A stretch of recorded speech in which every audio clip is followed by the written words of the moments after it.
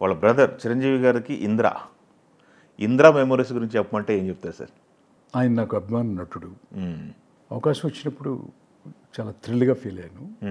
పాత ఫుడ్ స్టెప్లో ఎక్కడ ప్రయాణం చేయడానికి నాకు ఇష్టం లేదు. స్క్రిప్ట్ అందరూ అడిగారు, ఈవెన్ అశ్విని దత్ గారు కథ చెప్పినప్పుడు, ఏంటిది రాయలసీమలో ఏంటి వర్షాలు పడవేంటి, దానికోసం డ్యామ్ ఏంటి, ఈ డ్రాట్ ఏంటి, ఎండిపోయిన పొలాలేంటి, అసలు ఏమనుకుంటున్నావు అసలు చిరంజీవి గారి గురించి, అసలు నా సినిమాలు నువ్వు చూసావా, జగదేక్ వీరుడు అతిలోక సుందరి చూడాలని ఉంది, హ్యాట్రిక్ సినిమానయ్యా, అవి చూసి రాయాలి, మీరు ఊరికే వచ్చేసేసి ఎట్లా పెడితే అట్లా చెప్తే కుదరదు.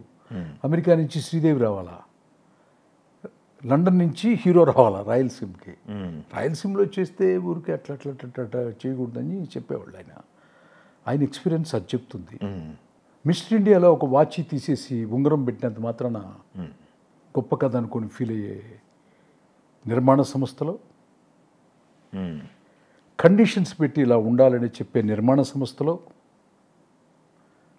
నేను అనుకుందే రాసి, నేను అనుకుందే తీపించి, అది నరసింహనాయుడు తెలుగు ఇండస్ట్రీ రికార్డ్ అయితే దక్షిణ భారత రికార్డులన్నీ కూడా తిరగరాసిన సినిమా ఇంద్రసేనారెడ్డి. That's all. ఎవరు ఇన్వాల్వ్ అయినా, ఎవరు సలహా ఇచ్చినా, నాకంటే జ్ఞానవంతుడైతే పదాల దగ్గర కూర్చుంటాను, నాకంటే అజ్ఞానం అయితే అతన్ని జ్ఞానం నేర్చుకోమని చెప్తాను. జ్ఞానానికి వయసుకి సంబంధం ఉండదని ఏమీ చేయకుండా అవి ఎన్ని రికార్డులు క్రియేట్ చేసిందో మీ అందరికీ తెలుసు. అవును, అయితే బాగా అయినాయి అన్నమాట, డిస్కషన్ గట్టిగా అయినాయి అయితే సినిమాకి. అవుతాయి కదా, అవుతుంటాయి. బట్ వీ డోంట్ అన్నగానే I don't want to take all these advises.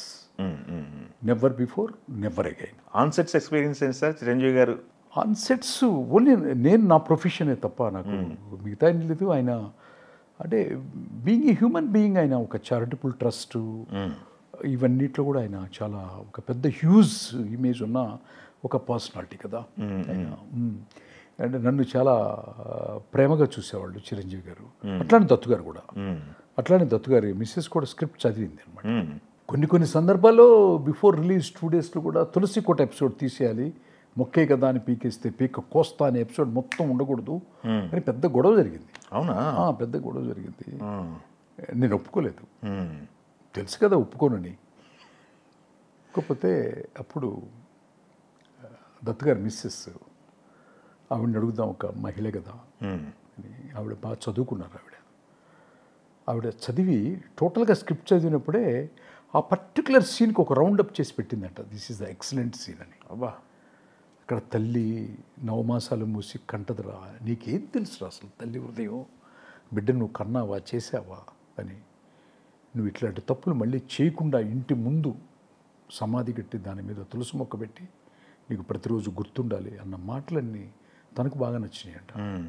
ఉదిరి గారికి కాల్ చేస్తే ఆవిడ one of the best sequence అని చెప్పింది.